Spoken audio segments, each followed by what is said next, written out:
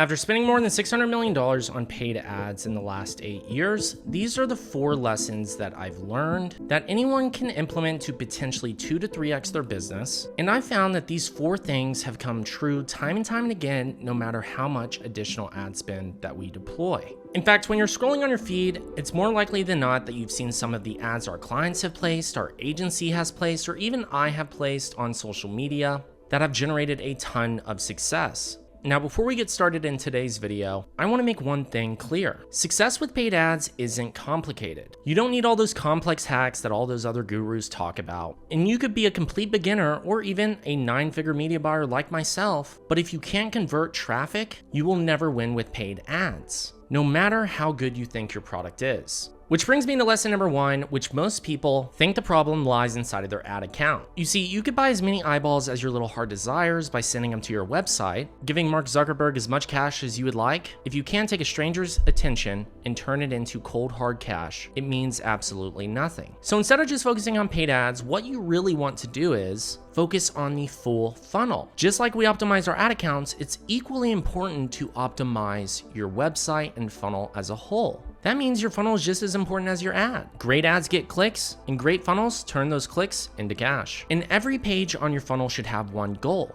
move them to the next step. And not only that, but so many times I see people with websites that are way too slow. Speed matters. Slow load times will kill conversion rates, which will kill the traffic that you're paying for. So you want to make sure that you optimize your images, structure your website in a way that actually gets people to move forward in the process by adding to cart. You want to have a drawer cart where the cart actually slides out rather than reloading an add to cart page. So many people take them to the add to cart page, and this kills load times and also adds friction, whereas a drawer cart can immediately pop out and direct them to checkout right away, thus increasing your conversion rate and making your cost per result much lower on Meta or TikTok ads. And by doing this, most people don't realize that Meta, every time you publish a set of ads, Meta sends a list of bot traffic to your website to scan to see if it is not only compliant within policy, it is also scanning the load times, it is checking the language and offer, it is seeing how well your website is structured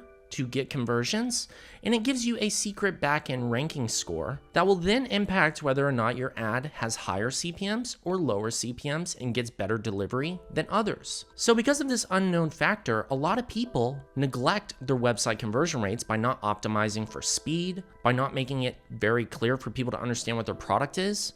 They miss out on having bundles, which increases AOVs. If your AOVs, which is your average order value on your website, is too low, this can make your ROAS low. It can be harder to scale up ad spend.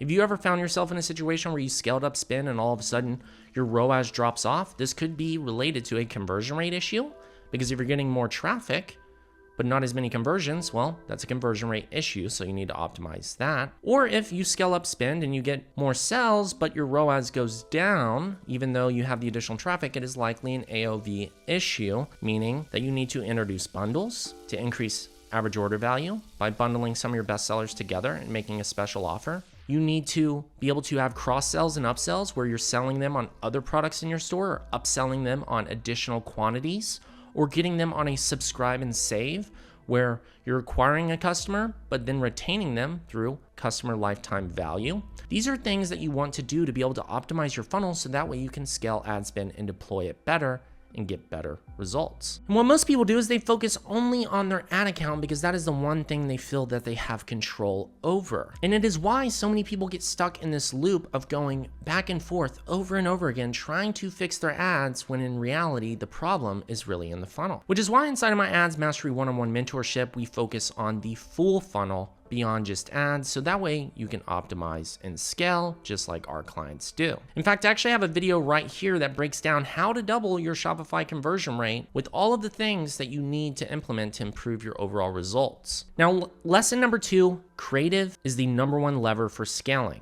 Let me say that again. Creative is your number 1 lever for scaling. So what does that mean? Well, no matter how good your targeting is, your ads will plateau without fresh, scroll stopping, attention hacking, hooks, and creatives. The best performing accounts are testing anywhere between 10 to 20, even 50 plus creatives every single week to identify winners that convert, that can last longer than 7 days, that can run for 30, 60, 90, even a full year in time without having to refresh them over and over again.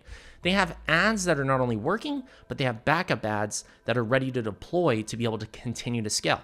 Have you ever scaled up your ad account and found yourself in a situation where you had an ad that was converting for 30 days, 60 days, and all of a sudden, around maybe that 90-day mark, the ad just all of a sudden plummets, ROAS goes away, costs go up, nothing changed on your website, nothing changed on your offer, nothing changed on your ad account, and you're then puzzled as to what's going on. Well, what you might find yourself in that situation is creative fatigue. And that is because you don't have enough other creative assets that are just as good as that main performer. You've built up so much social proof. You've built up so much engagements. You've relied so heavily on this ad and thought that it was going to continue going, and then you blame the ad account, the audience, the seasonality, or something else, or can't even figure out as to why, what it is, because you want to hold on to that one creative that has treated you so well. That is where creative diversity and creative testing comes into play. This is what allows you to truly scale from those $100 days to those $1,000 days in ad spend, is by having creative diversity. So what do you want to do with creatives? You not only want to have variations of your best performer, you want to create net new assets. And the way you do this is by having a creative that is a review based, which is appealing to an audience where they're getting a testimonial from your customer. And then you have a format, which is a founder story, which is the founder of the business talking about why they started the company. That appeals to a personalized audience. And then you have a features and benefits based ad where you break down the features and benefits of your product. You might also have a controversial based ad that draws attention and lots of click-throughs, so that way you can later retarget it with a problem and solution based ad. The more unique formats you have, the more chances at bat you have to be able to scale.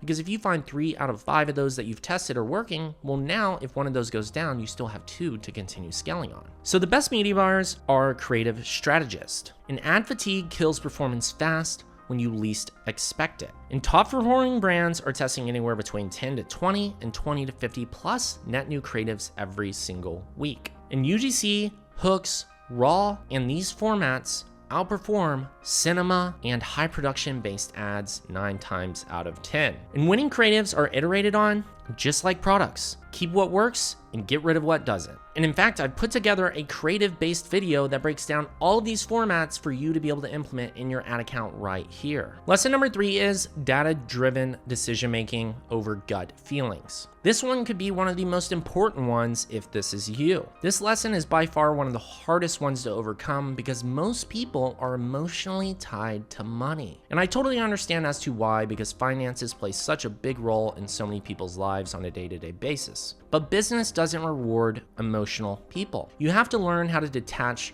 from what you see in your ad account and get away from seeing that dollar value as a true dollar value. You need to look at it as a true hard metric and whether or not it is actually profitable and paying the bills. So many people go into their ad account, look at a one-day view, and their ROAS has been entirely stable for a whole week.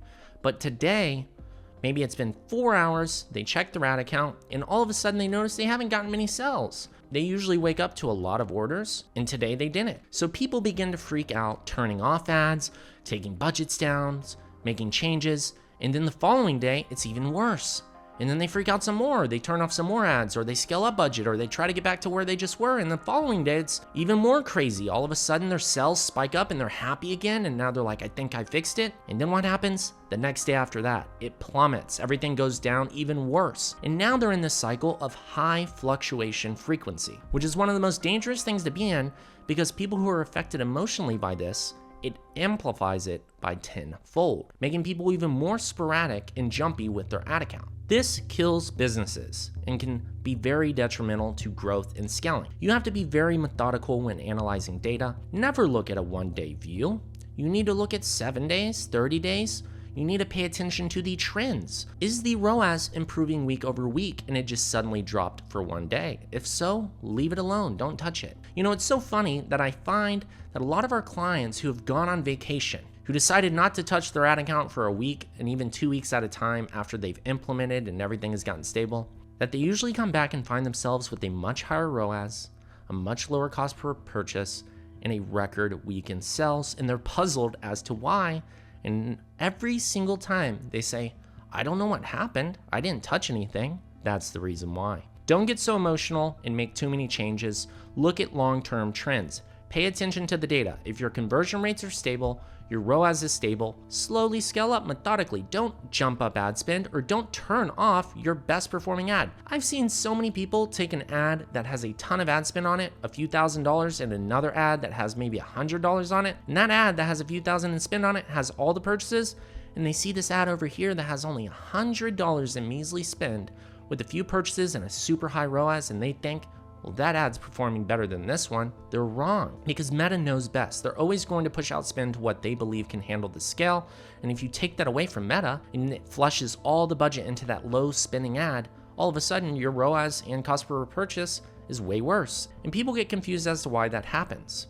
So you need to be very methodical and learn how to analyze data appropriately and detach your emotions from data. You need to be data-driven decision making. So, scaling without clear data leads to emotional, reactive decisions and wasted ad spend. And you want to track every KPI, your cost per acquisition, your ROAS, your cost per purchase, your cost per click, your click-through rates, your ROAS LTV, your MER percentage, which is your marketing efficiency ratio, and then your scroll stopping percentages. So that way you have a pulse on every metric and can analyze and identify exactly where the issue lies. And then you want to make data-driven decisions based off of trends, not single-day performance. And inside of my mentorship, I cover all of this in immense detail on how to be very analytical and data-driven.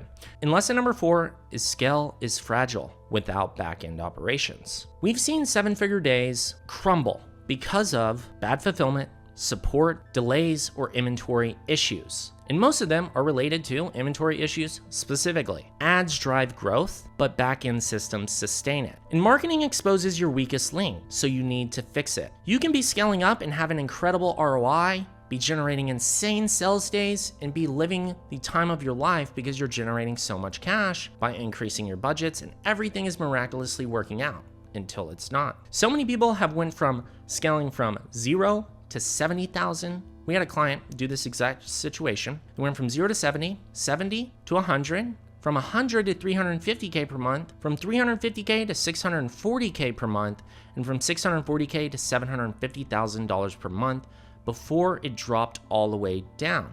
And the reason because of this was the results were so good that they kept scaling up that all of a sudden, finally, it caught up to them. What is it that you may ask? Well, they couldn't fulfill on all the inventory. Their shipping containers weren't going out fast enough. And all of a sudden, the refunds and chargebacks started coming through, the bad reviews started mounting, and all of a sudden, the support lines were full. Your backend system can totally crumble with great results and scaling too quickly. Now, it's great to scale up, and these are great problems to have until they become pretty serious. So you want to make sure as you're scaling, can you handle truly the amount of inventory you need to push out? Can you fulfill on it? Can you handle this additional support that comes through?